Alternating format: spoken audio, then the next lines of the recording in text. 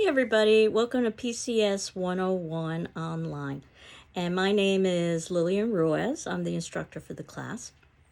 And I thought what I would do today is to tell you a little bit about the course, review what our syllabus is about and what our class schedule is about, and then we could begin in earnest next week.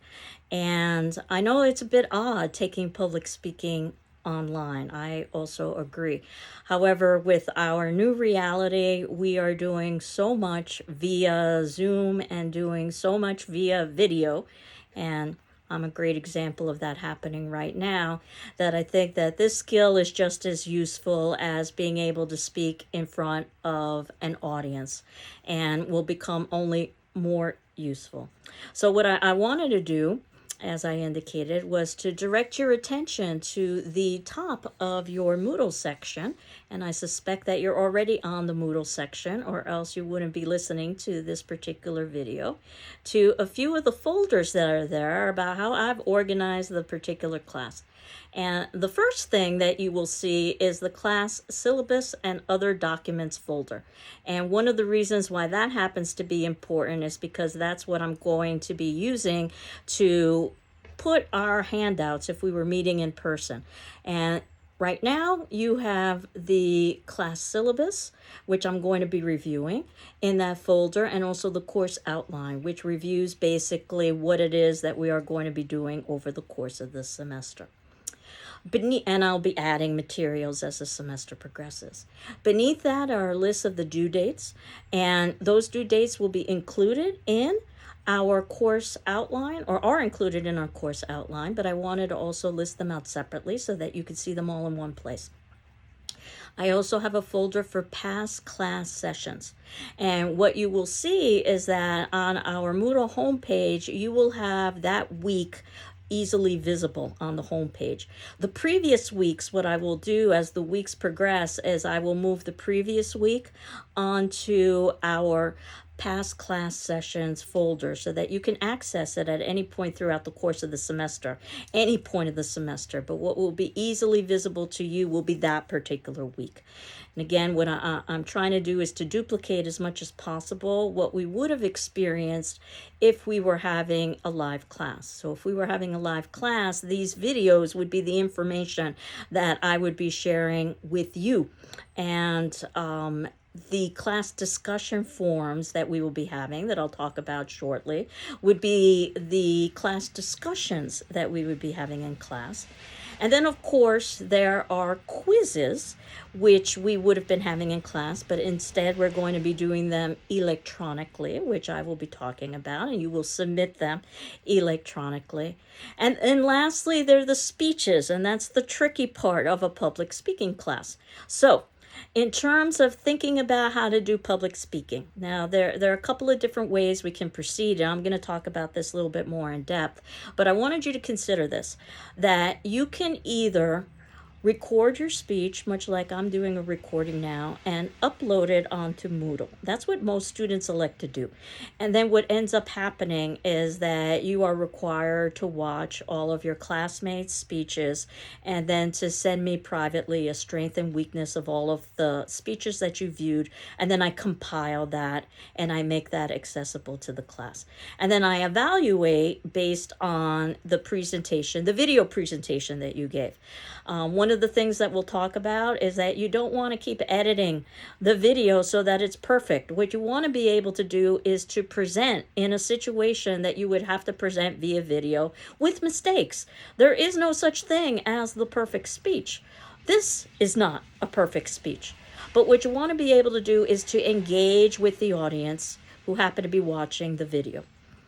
Now, another way that we could go about doing this is presenting the speeches live via Zoom. This becomes a little bit more complicated because this is, as you know, an asynchronous class. So if it turns out that you think you want to present your speech live via Zoom, we need to start making some decisions about that at the beginning of the semester. First of all, we need to have enough students who would be willing to do such a thing so that you could have some feedback. That means at least 3 of you in this class would have to indicate that you are willing to present and are committed to presenting via Zoom. over the course of the semester. And I've indicated those due dates, which I'll talk about shortly. And then those individuals who are interested in presenting via Zoom, all of us would work on our scheduling together to try to find a mutual time. And the hope is that we would be able to find a mutual time. If it turns out that we couldn't find a mutual time, we would find the time that had the biggest accessibility. And then those who couldn't make it during those times would be posting their speech online on Moodle. So something for you to think about as I continue telling you a little bit more about the class. And again, if you are posting your speeches online, this isn't about editing your speech. This is about how would you present to a camera, which is a different experience, I can tell you, than presenting in front of an audience.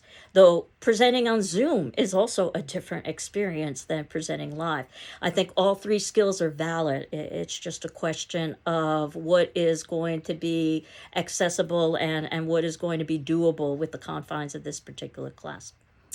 So as I indicated, there will be discussion forum questions that will try to duplicate what we would do during class discussions. So at the ending of each of these videos that I will be posting each week that would talk about classroom information, what I'm going to be doing is posting a question in the classroom forum, asking you to respond to it. That's your attendance for that particular class, as if you raised your hand and you participated in class. And I'm not requiring you to answer or respond to your peers' responses, but I am requiring you to read your peers' responses so that at the ending, what you would get is a kind of sense of what it is that we would have talked about in class. Again, in my attempt to try to duplicate what we would do in a live session.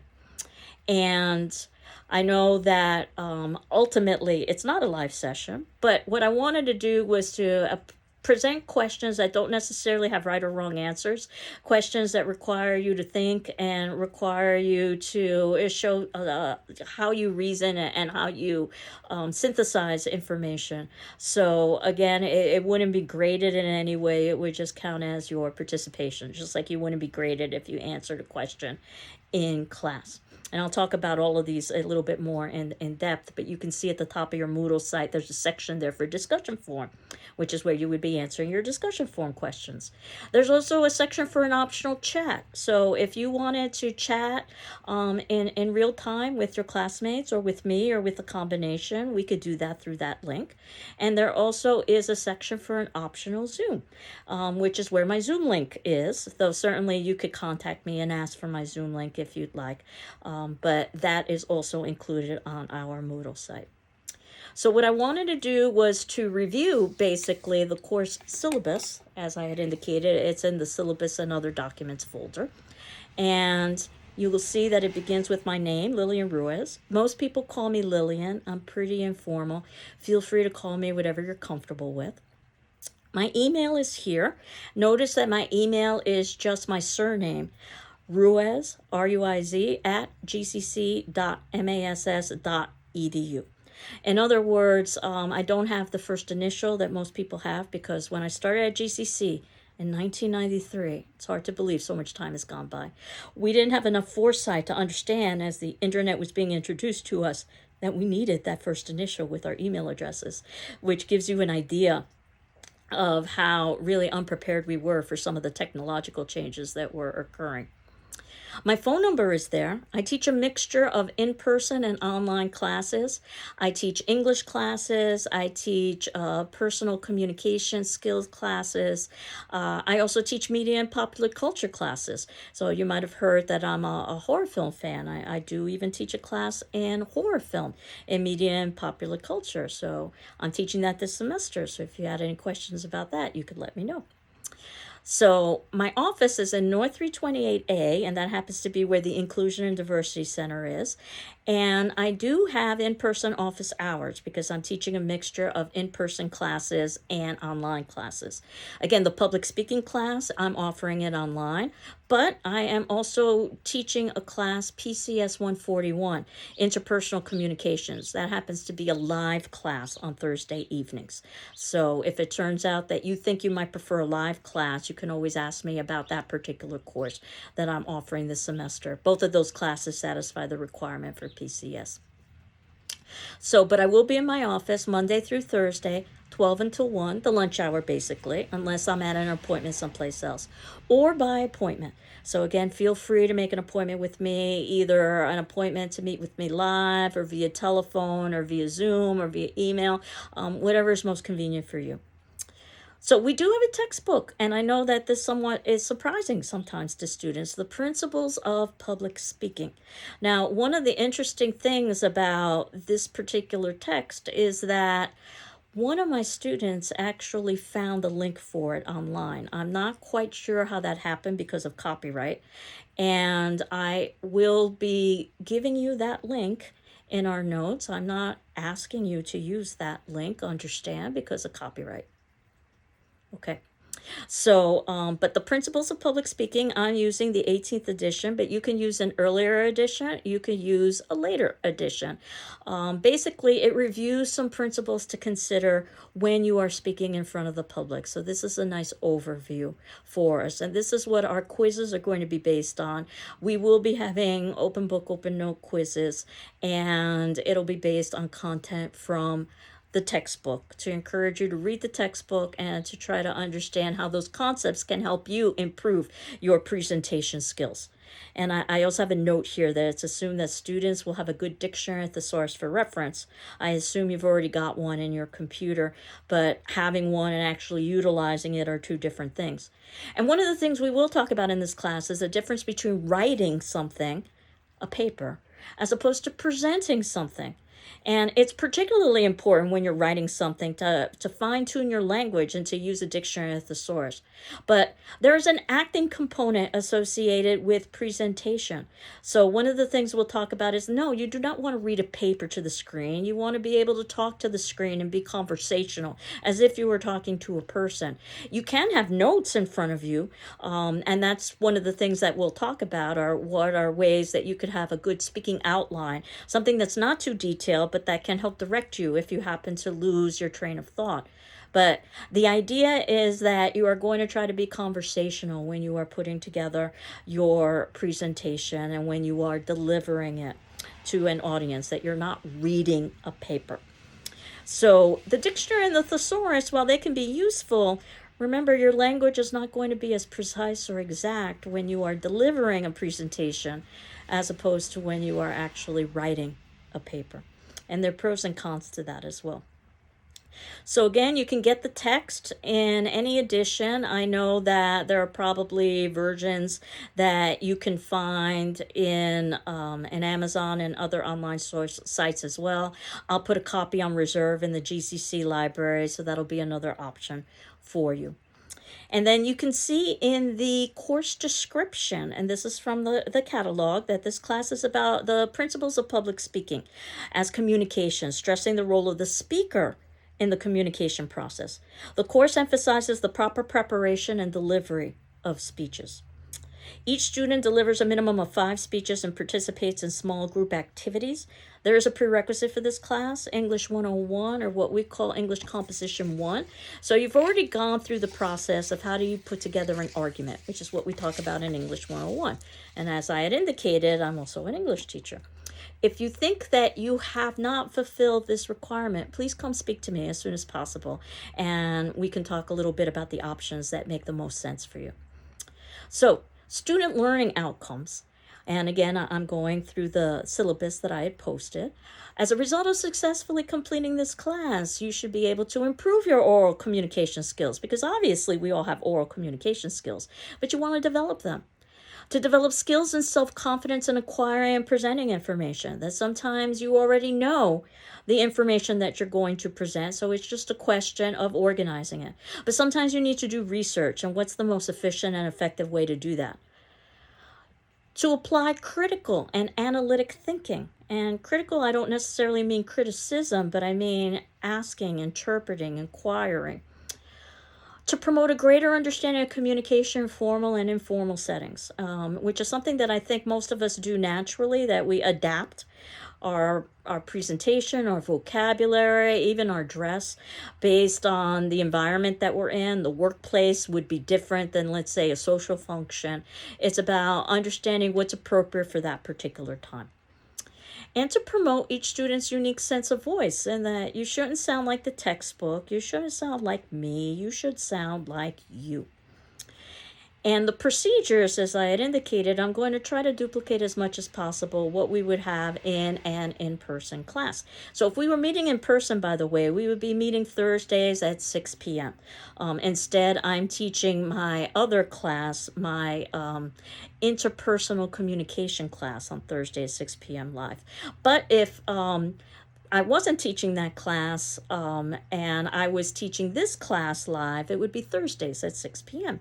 Hence, I will post a video of myself discussing class material by the time our class would normally meet in person. Thursday at 6 p.m. Probably earlier than that, but certainly by that point, because we would be meeting once a semester, basically. This would be an evening class. And then you would have a 48-hour deadline to watch the corresponding video for that class and answer the corresponding attendance question in our class discussion form.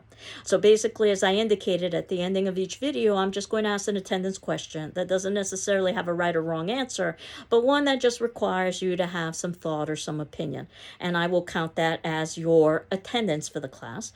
Certainly, if you need more than 48 hours, please ask me for an extension. I'll be happy to grant it to you. Your answer on the class discussion form is your attendance for the class. And as I indicated, any additional interaction you have with your classmates in the discussion forum is participation, similar to you participating in a live class. Some students learn best by participating, others learn best by listening, and it's not for me to decide, how much or how little you should participate or how you learn best. You do, however, need to read all of the responses from your classmates so that you could duplicate what you would have heard if we were in class, and I will respond to all of your classmates as well so that you can read my responses too. And we will have 4 written quizzes over the course of the semester. They will be announced in advance on the various chapters that we'll be studying. I'll talk about that in a moment. There will be 20 question quizzes, mostly short answer with some multiple choice true false, and they'll be open book, open notes. And you will have 24 hours in which to discuss that or to answer those particular quiz questions. And we'll discuss those as the semester progresses. You can send them to my email via PDF, and I will return the graded quizzes to your email. My grading program works best through email, and my grading program requires PDF, so I ask that you send me the information in that way. So those will be the quizzes. And class procedures include, class discussion and group work via the online discussion forums, those mini lectures via video, and student speeches that are either pre-recorded and posted on Moodle for class viewing, which again, that usually has seemed to be the preference, at least in the past, of my former students, or delivered live via Zoom at an agreed upon time, but at least 3 students must commit to Zoom for this particular option to work because you want to have some semblance of an audience. So if you're thinking about that you would like to present via Zoom, then you do want to contact me as soon as possible so that I can see if that's feasible. Course requirements, just some general course requirements. You're expected to complete all the reading and writing assignments by the due date. We will have 3 graded speeches, but there will also be practice components associated with those 3 speeches. And your first speech will be a 5-minute speech that will be autobiographical, where you will introduce yourself to your audience. Your second speech will be a 10-minute speech, and that will be an informative speech where you teach us something. And then your third speech, the persuasive speech, will finally be 15 minutes. That'll be your last speech, where you try to convince us of something. And then some students like to have all 3 speeches connect with one another, but some like to have very separate topics with all 3. So we'll talk about all of those possibilities as we get a little bit closer to actually delivering the speeches. What you'll note soon when I review the course outline is that I've put most of the class readings up front so that we can prepare for delivering speeches, and then the second part of the semester actually delivering the speeches. So failure to deliver a speech on the date assigned will result in failure for the assignment unless a student has unforeseeable emergency and justifiable reasons based on the evaluation of the instructor, because you've made a commitment with your audience, obviously. And as I indicated, for those of you that post your speeches, one of the things you'll be doing is watching those speeches from your classmates, much like you would have seen them live when we were in class. If you present via Zoom and there's enough of an audience for us to go live, then we will serve as the audience when you present via Zoom. Periodic quizzes, as I indicated, there are 4 quizzes over the course of the semester will be given, and I drop the lowest quiz grade. So if it turns out that you need to miss a quiz, or if it turns out you don't do well on a quiz, that would generally be the quiz that you would drop. That generally I don't give makeup quizzes. If you are familiar with GCC, I suspect you are. You're probably familiar with the Institutional Services Disability Statement, which I just wanted to review briefly with you. GCC values inclusion and equal access to its programs and activities. It's committed to fostering an environment of respect and full participation. If there are aspects of the instruction of this or design of the course that result in barriers to your inclusion or accurate assessment or achievement, please notify me as soon as possible. And if you're a student with a disability and you think you need a reasonable academic accommodation, please contact the Office of Disability Services to discuss your needs and options. And their email is listed there in the syllabus as well as their phone number. So under the section with speeches, I've outlined the major elements that we're going to discuss over the course of the semester. In this course, we will examine the following principles of speech delivery. Number 1, discovering and limiting the topic. In other words, what am I going to talk about and how do I fit the time? And as I indicated, your first speech is about yourself. It's an autobiographical speech. But that said, you've got a lot of options. Do you give a life overview? Do you highlight a particular time period or a particular element of your life, which we'll talk about? And how do you get that within approximately 5 minutes? And then we have an informative speech, same sort of idea. What is it that you're going to teach us? And for the informative speech, I'm going to ask you to use an audio or visual. Certainly you can use one for your first speech, but you won't be required to. But for your second speech, one of the things we'll talk about is that it helps people learn and remember information when they're given audio and visuals. So you'll be presenting that. And again, you have to decide what is the best way to go about presenting an audio visual in the format in which you happen to be delivering your speech. And then finally, the 15-minute speech. And that is the persuasive speech, probably the hardest speech because it oftentimes deals with people's beliefs and values. And as I've often said with the persuasive speech, the test isn't whether or not everybody agrees with you. The test is whether or not you've earned your audience's respect. So, as we continue on, in addition to discovering and limiting the topic, as you think about what could I say about myself, what could I teach the audience about, and what could I convince the audience about, because those will be the elements that we think about throughout the entire semester. Adapting to the audience, and in that way you've got an advantage because it's your classmates. So that already gives you some information about things like age, for instance, or educational background. Gathering information. And for our final speech, the persuasive speech, you are going to have to use research. You are going to have to look up outside resources. So we'll talk about how to do that and how to incorporate that into a speech. Certainly you might have liked to do that in previous speeches, but you'll have to do that in the third speech. Organizing and outlining, which is going to be of major importance. Again, you don't want to read your speech. What you want is an outline of keywords and phrases so that you can talk to your audience. Developing an acceptable style, suiting purpose and occasion, as I had indicated, adapting to a particular situation and the expectations of that situation. Practicing and presenting the speech. And I indicated that I'm going to set aside some time for all of us to have some practice. And you get to decide how much or how little you want to proceed with your practice. I'll talk about that in a few moments. And coping with communication apprehension. Then it's quite normal to feel nerves. It's not even necessarily a bad thing as long as you can control your nerves.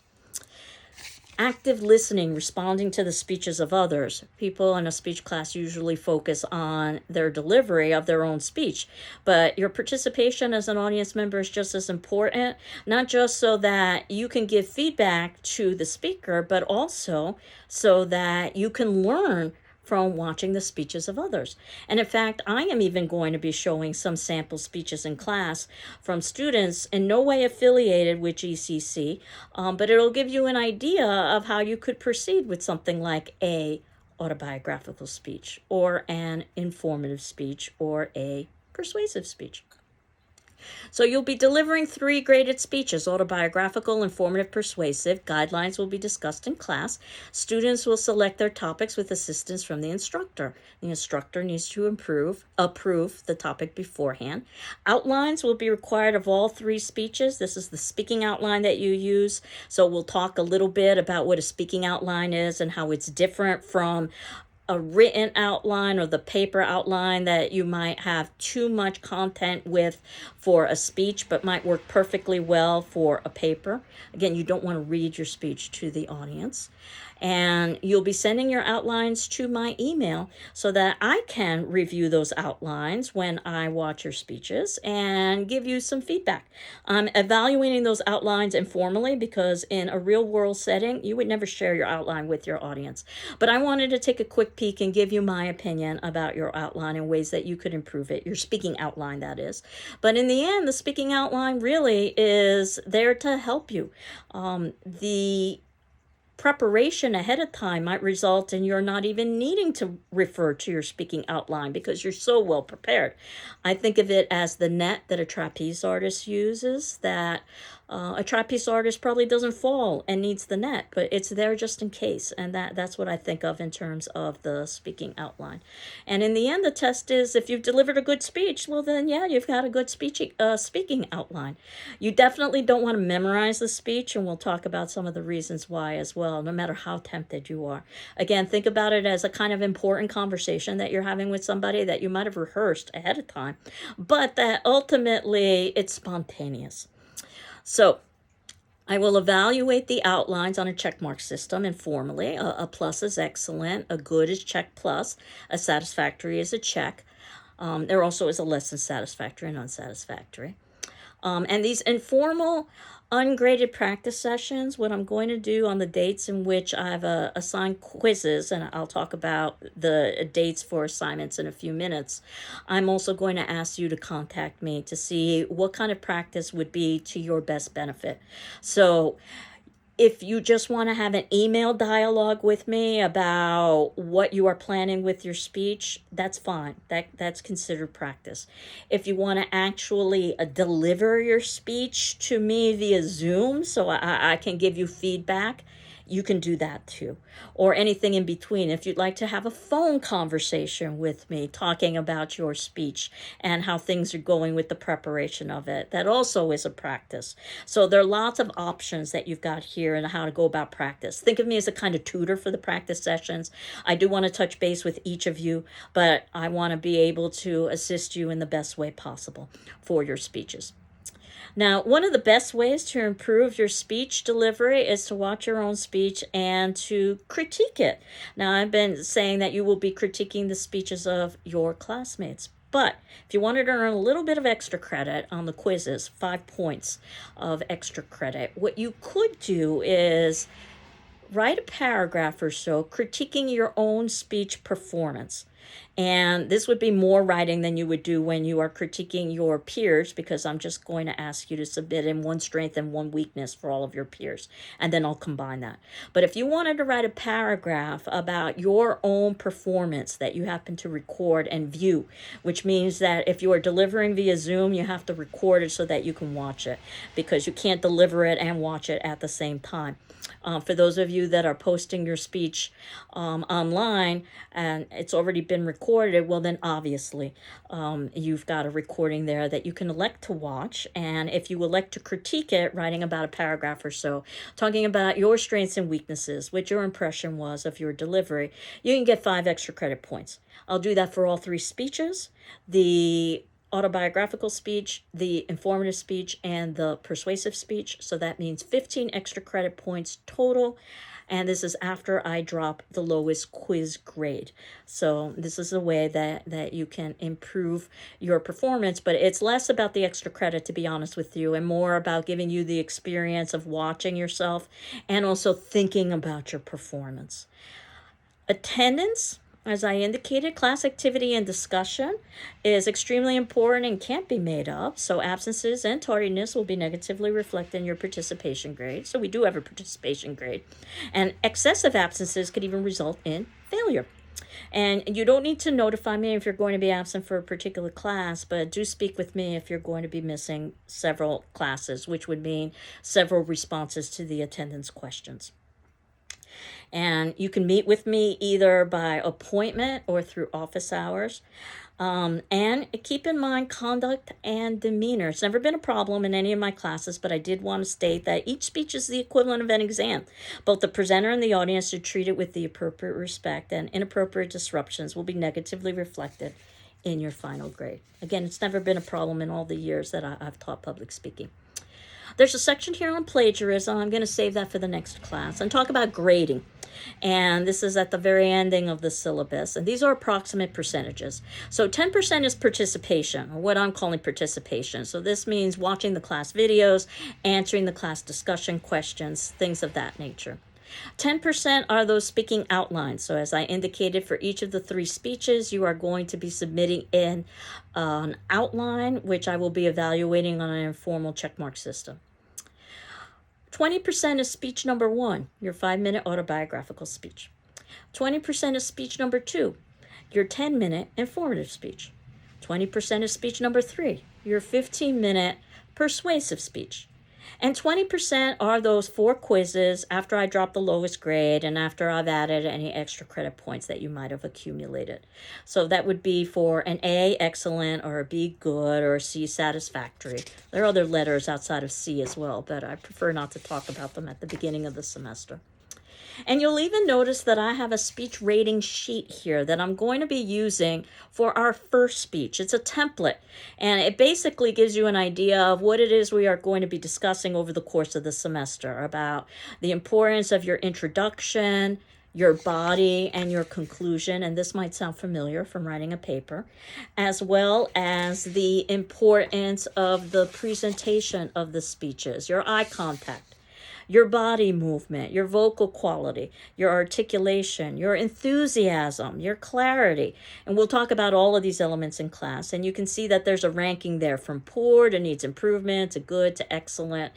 And I use this for the first speech, and I don't use it for the second or the third speech, because by that point, I think you should be pretty comfortable with the idea of how a speech is evaluated. And then I just basically take notes indicating strengths and weaknesses of your speech. And then I send those to you with your letter grade for the second speech and with the third speech. But for the first speech, you will be getting this template filled out, and I'll be sending that to you. So I wanted to move forward to our course outline, which is included in the syllabus and other documents folder. And you'll see that in the course outline, this is a review of what we would be doing over the course of the semester, with a disclaimer here. But the entire semester is here so that you can plan now. That dates and assignments might be subject to change, and that the reading should be completed before the dates indicated. So this is what I'm going to be talking about in class. And you'll see that week 1, the 8th of September, which is when we normally would have been meeting, that would have been a Thursday, that is our introduction. And basically, this is when I tell you a little bit about myself, and I review the syllabus, I review the course outline. So next week, the 15th, what am I going to talk about What am I going to talk about? The 3 chapters in the textbook entitled Speech and Higher Education, Getting Started in Critical Listening. So we are beginning the process of getting prepared to deliver a speech. If you can't have it read, don't panic. I know people are still adding and dropping classes, but try to the best of your ability. And again, what I indicated is that most of the readings are up front, so that we've got these skills in place before we actually get to present a speech. Because what we will be doing on the 22nd, and again, we would normally be meeting on Thursday at 6 p.m., so that's when I would be posting, if not before. On the 22nd, 3 more chapters: organizing and outlining your speech, beginning and ending your speech, and wording your speech. And then finally on the 29th, we will talk about Chapter 10, Delivering Speeches, Chapter 4, Public Speaking and Cultural Challenges, and lastly, Chapter 5, Understanding Your Audience. That really is the bulk of the textbook. So on October 6th is when you will have your first quiz, not necessarily on all the chapters we've covered, just the earlier chapters, chapters 1 through 3, 7 through 8, and of course what we talked about in the class videos. So that will be the 20 question quiz that I told you about. That will be open book, open notes that you'll have 24 hours to do and return to me. And it's also when I'm asking that you contact me for your practice speech or practice session, whether you interact with me on email or through telephone or through Zoom or some combination thereof about what you are planning for your first speech. And speech number 1 would be due on the 13th of October, that 5-minute autobiographical speech. If you are uploading it onto Moodle, you'd have up until midnight to do so. For those of you who think you want to present that speech via Zoom, the day would be the 14th, which is a Friday. So you'd have to be available on the 14th of Friday. And then we would all have to get together and try to find a time on the 14th where we're all available to present via Zoom and reach a consensus about the time.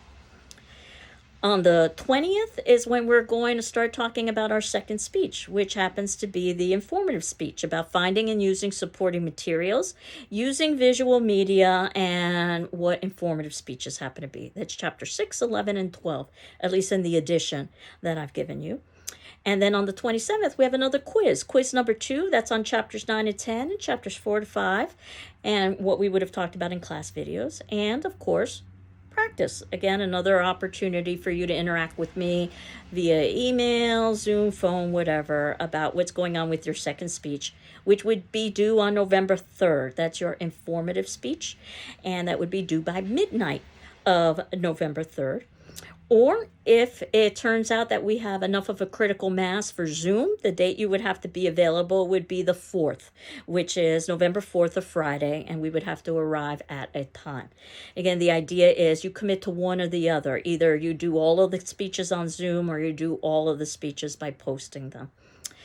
And then on the 10th, we will talk about persuasive speeches. That's the 10th of November. That is chapter 13, speeches to persuade, and chapter 14, argumentation, critical thinking. That basically puts closure on the textbook. On the 17th is when we have our third quiz on the more recent chapters, and of course another practice session so that we can prepare for our persuasive speech. The class after that is Thanksgiving, so we wouldn't be meeting. And then on the 1st of December is when you would be either uploading your persuasive speech by midnight of the 1st, or again, if some of you elect to have some sort of a Zoom, we would be meeting on the 2nd of December, which happens to be Friday. Time to be announced. Again, we would try to find something that we could reach consensus on. On the 8th is when you would have your final quiz. That's chapters 13 through 14. And notice that I have a catch-up class in there on the 15th in the event that we need it. If it turns out that we don't need that catch-up class, well, we would have finished for the semester. So we wouldn't need to meet on the 15th. And that basically gives you an overview of what it is we are going to be doing in public speaking. But please contact me if you have any kind of questions at all about anything I've covered or anything that I haven't covered thus far. And I know I gave you a lot of information. I wanted to give you this semester holistically. We will backtrack and talk about all of these pieces more in depth. So the only thing that's left is basically the attendance question. And if we were meeting in person, what we would do is have introductions. So that's what I'm going to be doing on our discussion forum question, is ask you to introduce yourself to the class, to your peers. Feel free to upload pictures or video, but you're not required to. All that's required is that basically you give us a brief sense of who you are. And again, you're not required to respond to your classmates, but certainly if you feel moved to respond to your classmates, do so. And that's true throughout the entire semester. So what that means is that you're not going to be seeing another video from me until Thursday the 15th. And that's when we are going to be talking about these 3 chapters. Chapter 1, Speech in Higher Ed. Chapter 2, Getting Started. And Chapter 3, Critical Listening. So I hope you're doing well. I'm doing well. And we will continue on next class. Take care. Bye-bye.